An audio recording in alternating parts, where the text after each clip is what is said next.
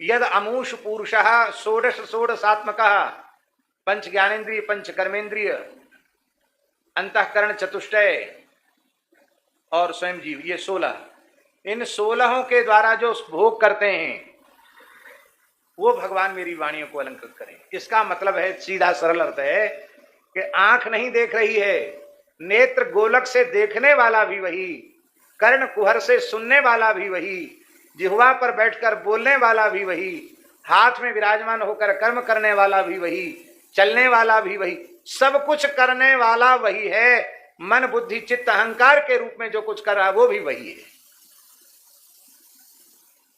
अब प्रश्न उठा कि जब सब कुछ करने वाले भगवान ही हैं तो जीव के लिए पाप पुण्य का बंधन क्यों? क्योंकि जो करेगा सो भोगेगा।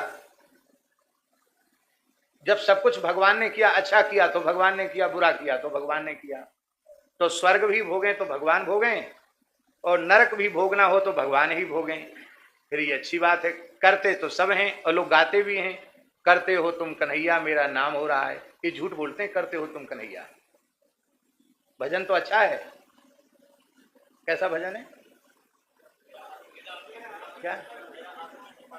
हाँ, मेरा आपकी कृपा से सब काम हो रहा है, अब करते हो तुम कन्हैया मेरा नाम हो रहा है। ये बात लोग झूठ बोलते हैं। झूठ इसलिए बोलते हैं कि भीतर से ये स्वीकार कर लें तो सब फांस कट जाए, पर भीतर से कर्ता भी खुद बने भय हैं और कारयिता भी खुद बने भय हैं। इसी बात का तो बंधन है। सच्ची बात यह है कि जीवात्मा को कोई बंधन नहीं, लेकिन वह भगवान का भोग्य नहीं बन पाया।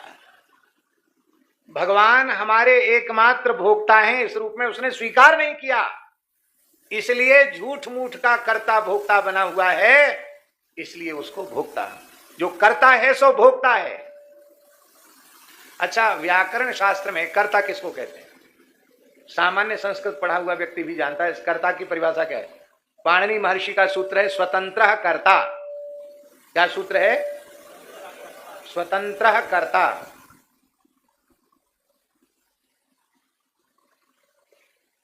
अब इसका सरलार्थ तो यह है, जो क्रिया करने में स्वतंत्र है वो करता है। लेकिन स्वतंत्र कौन है बताओ? भगवान को छोड़ के कोई स्वतंत्र है? ब्रह्मा जी स्वतंत्र नहीं, शंकर जी स्वतंत्र नहीं, सूर्य चंद्र स्वतंत्र नहीं, अग्नि वरुण कुबेर कोई स्वतंत्र नहीं, सब भगवान के अधीन हैं। सर्वतंत्र स्वतंत्र केवल एक भगवान है। इसलिए कर्ता भी भगवान और कारयिता भी भगवान। इसको स्वीकार कर लोगे तो दोष पाप से मुक्त हो जाओगे। उदाहरण दें, हनुमान जी ने ईमानदारी से स्वीकार कर लिया कि हम भगवान श्री रघुनाथ के भोग्य हैं और भगवान हमारे भोक्ता हैं। अनन्य भोग्यत्व को हनुमान जी ने हृदय से स्वीकार कर लिया। और जब अनन्य भोग्यत्व भीतर आ जाएगा तो मैं करता हूं और कारयिता हूं, ये बात भीतर से खत्म हो जाएगी। भगवान ही करता है और भगवान ही कारयिता है, ये बात भीतर से पक्की हो जाएगी।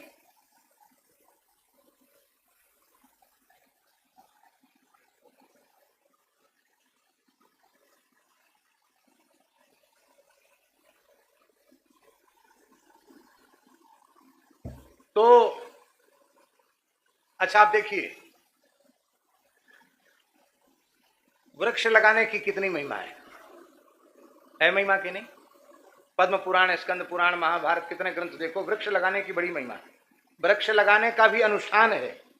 वृक्षों का भी स्वर्ण की सलाई से कर्ण वेधन होता है, उनके भी संस्कार किए जाते हैं। पुराणों में बड़ी विस्तार से वृक्ष लगाने की विधि का वर्णन है।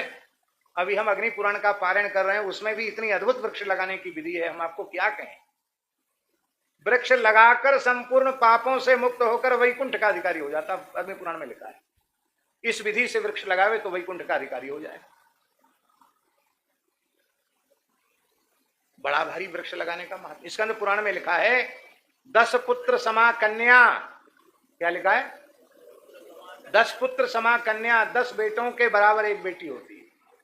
और 10 कन्या समो तरुहु, 10 पुत्र के समान एक कन्या और 10 कन्याओं के समान एक वृक्ष है, स्कंद पुराण में लिखा है। हमारी बात पे भरोसा ना हो तो मूल ग्रंथ उठा के देख लेना। एक एक वृक्ष लगाने की कितनी महिमा है। आज या कल तो शायद विश्व पर्यावरण दिवस था, कल था क्या आज? कल था पर्यावरण दिवस था। पूरे दुनिया में पेड़ लगाए गए, एक पेड़ मां के नाम, ऐसा भी योजना है। तमाम लोगों ने वृक्ष लगाए। अपने यहाँ कल उत्तरकाशी में भी बहुत वृक्ष लगाए गए। वहां तो वृक्ष वैसे भी बहुत हैं, लेकिन फिर भी बहुत वृक्ष लगाए गए। तो राम जी, हनुमान जी ने एक पेड़ तो लगाया नहीं पर्यावरण दिवस पर, और विश्व का सर्वश्रेष्ठ बगीचा रावण का था। दुनिया से पता नहीं कहां कहां से पेड़ लाया होगा रावण, पूरा बगीचा उजाड़ दिया, आग लगा दी। लंका में आग लगाना तो बहुत बड़ा पाप है, और गर्भ हत्या, भ्रूण हत्या कितना बड़ा पाप है। स्वामी जी कितना सावधान करते थे। और हनुमान जी ने गर्जना की तो लंका की राक्षसियों के सबके गर्भ स्राव हो गए। अब भगवान के दरबार में मुकदमा चलना चाहिए हनुमान जी के ऊपर, आपने ये सब काम किया। चलो, ऐसा थोड़ी है कि तुम राम जी के भगत हो तो तुमको पाप नहीं लगेगा, लगेगा पाप। पर हनुमान जी भीतर से स्वीकार किए हुए हैं, कर्ता भी रघुनाथ जी हैं, कारयिता भी रघुनाथ जी हैं। हम तो केवल भगवान के भोग्य हैं, भगवान हमारे भोक्ता हैं। तो राम जी ने देखा कि थोड़ा ठोक बजा के देखें, ये खाली वाणी से बोलते हैं कि भीतर से मानते हैं। तो जब हनुमान जी काम करके आए, कुछ नहीं बोले, कुछ नहीं बोले, खाली राम जी के चरण पकड़ के रोने लगे, दंडोत प्रणाम किया, कुछ बोले नहीं, नीचा सिर करके बैठ गए।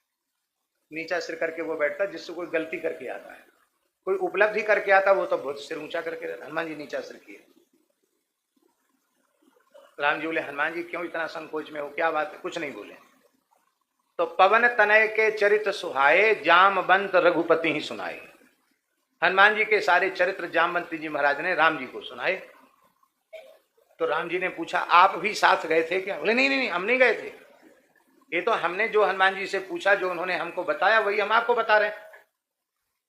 तब श्री रघुनाथ जी ने कहा, हनुमान जी, हम दूसरे के मुख से नहीं, तुम्हारे ही मुख से सुनना चाहते हैं कि तुम लंका में क्या क्या काम करके आए। बोले, प्रभो नाघि सिंधु हाटकपुर जारा, निश्चर गण बधि विपिन उजारा, सो सब तब प्रताप रघुराई, नाथ न कछु मोरी प्रभुताई, क्योंकि शाखा मृग के बड़ी मनुसाई, शाखा ते शाखा पर जाई। अरे ऐसा भी कोई बंदर होता है जो 100 योजन कूद जाए? बोले, उसमें भी हमारी महिमा थोड़ी है। आपने अपनी राम नामांकित मुद्रिका प्रदान कर दी, और मैंने जैसी मुख में रखा, पता नहीं क्या चमत्कार हो गया। प्रभु मुद्रिका मेल मुख माही, जलधि लांग गए अचरज नाही। तो वहां तो मुद्रिका दे आए, तब उधर से कैसे आए? बोले, चूड़ामणि उतारी तब दयऊ, हरसी समेत पवन सुत लयऊ। यहां से मुद्रिका ने, आपकी मुद्रिका ने किशोरी जी के चरणों में भेज दिया, और किशोरी जी की चूड़ामणि ने आपके चरणों में भेज दिया। युगल सरकार खेल रहे हैं, मैं तो आपकी गेंद हूं, आप लात मारते हैं तो किशोरी जी के चरणों में जाता हूं, किशोरी जी अपने चरण का स्पर्श कराती हैं तो आपके चरणों में आता हूं। प्रभो, कर्ता कारयिता आप हैं, भोक्ता आप हैं, मैं तो आपका भोग्य हूं। भगवान बोले, सारे मुकदमे खारिज। अब हनुमान जी पे कोई केस नहीं चलेगा। नहीं, लोग कुछ करने के लिए तैयार थे लोग, कि खाली सब दुनिया के लिए आपने विधान बना रखा है कि ये पाप करोगे तो ये नरक भोगना पड़ेगा। और हनुमान जी इतना उटपटांग काम करके आए, हनुमान जी को नरक नहीं जाना पड़ेगा। बोले, सब मुकदमा खारिज, कुछ नहीं, कोई सुनवाई नहीं होगी। क्यों? क्योंकि इनमें अनन्य अर्हत्व है। तो हम भगवान के उपकरण बन जाएं। क्या बन जाएं? और सच्ची बात है, भगवान के ही उपकरण हम हैं। बहुत दूर उदाहरण खोजने कहां जाओगे? दास स्वयं अपने संबंध में विचार करता है तो भगवान सर्वांतर्यामी है, उनसे कुछ भी छिपा हुआ नहीं है। गंगा जी साक्षात भगवान का स्वरूप है। संसार के सबसे अयोग्य नालायक व्यक्ति हम हैं। ये दीनता और नम्रता में नहीं कह रहे हैं, ये यथार्थ कह रहे हैं। किसी काम के लायक नहीं है। फिर ये जो कुछ हो रहा है, यदि हम सोचें कि मेरे द्वारा हो रहा है, तो हमसे बड़ा मूर्ख इस धरती पर दूसरा कोई नहीं। निश्चित ही ये सब कुछ भगवान का किया हुआ ही हो रहा, भगवान ही करता रहता है। हम तो खा रहे हैं और सो रहे हैं, कुछ नहीं कर रहे हैं। कहीं कुछ न्यूनता है तो वो अपनी है, और जो कुछ अच्छाई है हो रहा है वो हरि गुरु संतों की कृपा से हो रहा है, अपने कुछ करने वाले नहीं, कुछ नहीं। बस इनके हो जाओ, आनंद हो जाएगा। यही है अनन्य भोग्यत्व, अनन्य शेषत्व, अनन्यारहत्व। और ये तीन आकार जीवन में आ जाएंगे तो भगवान में स्वाभाविक प्रेम हो जाएगा, और ये तीनों आकार जीवन में आ जाएंगे